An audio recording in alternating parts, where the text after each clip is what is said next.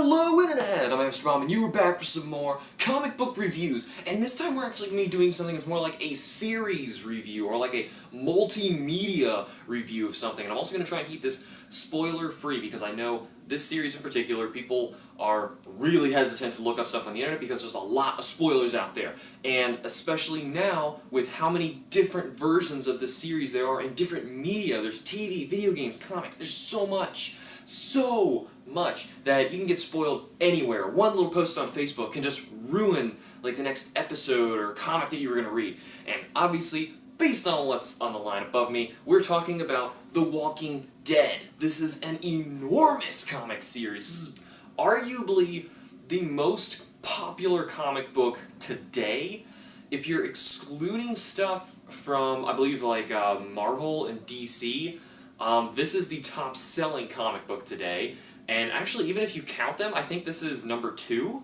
I think. I could be wrong, but granted, numbers change all the time. But either way, this is huge. This is really huge. And I'm sure at this point you're watching this video because you've heard about the series, you kind of know a little bit about it, as in zombies, and you're like, I don't know if I want to read it, I don't know if I want to watch it. There's so much to get into. It's kind of becoming like a Japanese anime or manga at this point, where someone's really excited about, say, the end of Naruto, and you're like, I'm not going to read 700 chapters to get to this thing that you're telling me about. I have to have a really good reason to do that. So, this video, hopefully, I'm going to buzz through ideas of the comic, spoiler-free, that you're going to get from this, like, if you're going to like this or not. Same thing for the TV show and for the video game, because I know there's a lot of different things that people are going to tell you. I'm going to go with this completely honest. I've read a lot. I know a lot about this stuff. I make comics myself. Let me tell you the best thing that I know about this series, and honestly, this is one of the best comic series I've ever read. Now, of course you're going to say something like that, Alex. I mean, that's predictable. It's huge. Plus, don't take the fact that I'm just holding Volume 1 up here into account. I've read up to 22, as I'm seeing on my shelf. I know I need to buy the next one currently, but I'm waiting on an Amazon deal. But anyway, so I've read a lot of this. I've seen every episode that you can actually see up to this point. And I've played as much of the game as been actually released. So, I'll know it, okay? So, comic-wise, the comic is going to be very different from the others. But the thing is, honestly, I can't really say what I think is the best. And if anything, if I really had to pick one to be the best of the 3 to get into, it's the comic. Now, I know the comic, as I said, Volume 22, if this is Volume 1, 22 of these things just to where I am, and I'm not even completely up to date, there's another trade out right now, that's a lot of reading. So, you're going to get an idea of what you are going to be seeing for the rest of the series in this first trade. And this first one is extremely cheap. Its list price is $10. Now, this price is going to go down a lot based on where you go because this, as they know, this is one of the biggest series out there. If they get you to read this and you like this, then you're going to be buying the next trade and the next trade and the next trade, which are going to go up in price, obviously. So, basically, what the main concept of The Walking Dead is the creator Robert Kirkman, he was really disappointed with how zombie movies always seem to end. He loves zombie movies, don't get me wrong there. But the thing is, he always found them to be interesting, thinking like, well, what happens after that? You know, what happens 10 years after they survive? You know, what happens constantly after the world is gone? And that is what The Walking Dead is.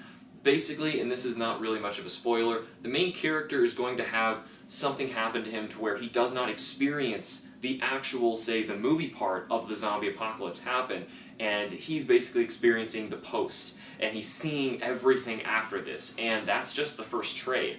It goes so much deeper and really focuses on the characters and what people do, what someone's decisions are in certain situations, if someone can be trusted or not. People go into different groups and like, how do we behave in this kind of world where if somebody dies, they'll come back as a zombie, or if zombies attack certain groups of people, obviously that's devastating as well. It becomes like a war zone, and it's really interesting what people do, how they group together, and how we survive. And it's really fascinating, not just because of the events that occur, but mainly this book will focus on how people behave, and their characters, and how people will evolve. The Rick Grimes, the main character, is going to be completely unrecognizable to you once you get to volume 22. He's going to be a completely different person. As for a lot of the people in this series, it's really interesting how they're just going to evolve and change and what people do in certain situations. Now, obviously, aside from that, this is going to be a thriller series because there's going to be a lot of intense things that are going to be going on. Obviously, basically, from what I'm holding right here, if you're not okay with any mature content, as in anything that falls under the category of mature content, it's in this book and you probably don't want to read it. Granted, a lot of people find that really exciting because it's showing literally everything. What would people do in this situation? Would people just go nuts and murder each other? Would people be completely interested in sex? What would they do? And it's pretty much all answered. And it's really fascinating because I can see all of it happening, and it's kind of disturbing in some bits. A lot of bits, really, and, for it to keep going for this long and still be finding new and interesting things constantly in the series, keeping you on your toes all the time. This is a really difficult book to put down because you're always either concerned, at edge, what is going on, what's going to happen, how are they going to survive, how are they going to deal with this new threat. It's constant, and some people find this to be a stressful read, but it's a thrilling read. The thing is, it's stressful because you're in the moment. You care about these people so much that you don't want to put it down. So I really commend the comic for that. Really enjoy it. Now, obviously, there's another thing I should point out about the comic. The art for this first trade is by Tony Moore, who is amazing. He's a nice guy, too. I've met him myself, talked to him a few times. And the thing is, Tony will do the art for the first entire trade, and Tony's great. Tony's an amazing artist, but you're going to get a little spoiled from him because as soon as you hit Volume 2 and on, it's a new artist, Charlie Adlard, who's really good. He's really good, but the thing is, he's not Tony Moore.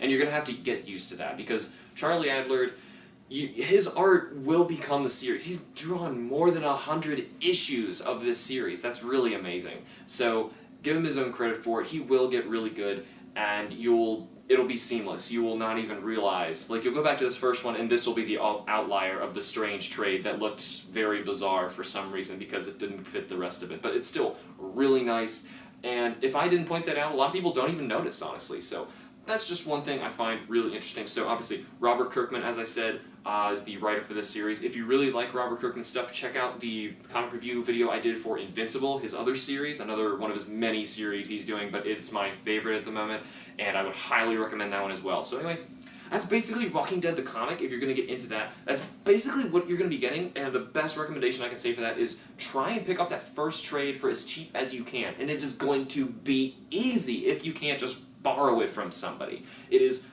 really cheap trade to come by, really awesome. So now, the second thing I want to talk about is the TV show. Now, the TV show, obviously, is where a lot of new people to the series caught on to this. I'm serious, didn't hear about the Walking Dead comic until this came out.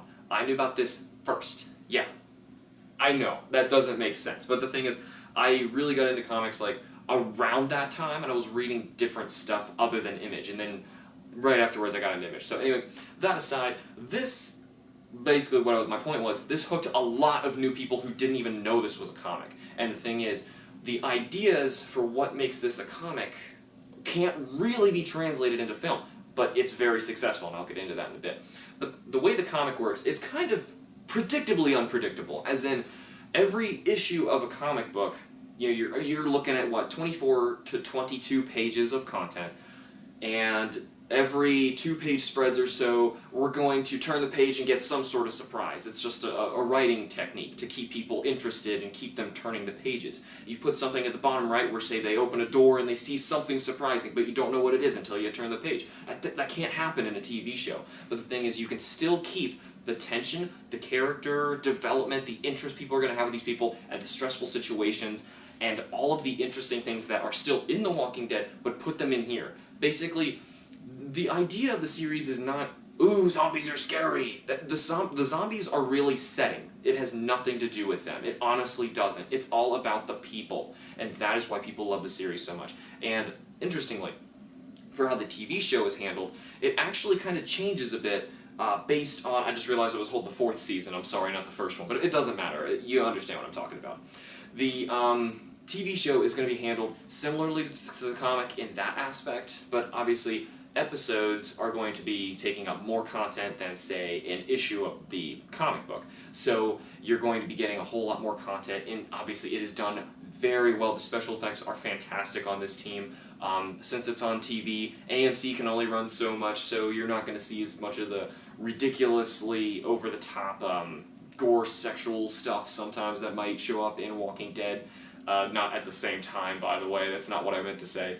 And but the thing is, there's still a lot that can still be put into this, and in some of the special effects, they'll actually, the special features, the DVD, they'll actually say that they were even trying to get kicked off AMC with some of their scenes for how gross they could make it. Now, some people find that exciting, some don't, and honestly, I'm one of those people that's like, kind of looking away the first time, but then I'm interested, like, well, how did they do that? And I'm like, oh, well, we actually just got like a bunch of pantyhose and filled it with pig meat and tied it at the end, and it looks like intestines, and everyone thinks it's gross, but it's really not. So I don't know, sometimes you can watch that, sometimes you can't, but it's really different when you see that in film as opposed to a comic. A black and white comic, gore, it's not that big of a deal, you know? You know it's fake, you know it's it's not really there. I don't know, that's just me, honestly, but still, the gore is really not that big of a deal. There will be a lot of changes in the TV show as opposed to the comic itself. And what's really interesting is the TV show is going to be jumping around with different writers. That's just how TV shows work. And especially like Doctor Who, they'll change writers almost every single TV episode. The Walking Dead isn't that severe. Typically they'll have like new writers and crew every season. So each one is going to have a new feel to it, but they're going to have the same essence of basing off the comic. Now, it's based off the comic, but it is not the comic's story. They will use most of the characters from the comic, and they will do most of the same general events, as in go to a farm at one point, right, and meet a person named Herschel at one point. But that's like it. Everything else is kind of up in the air. It's like, what if this happened instead? Or what if this happened instead? So if you watched this first, you can totally go read the comic and be completely surprised with new events, and you'll always be at the edge of your seat with the same story, content, but it's completely spun around in a different way to keep you interested, and that is really awesome, I think, because I read the comic first. I know I knew about this first, but I actually saw it second.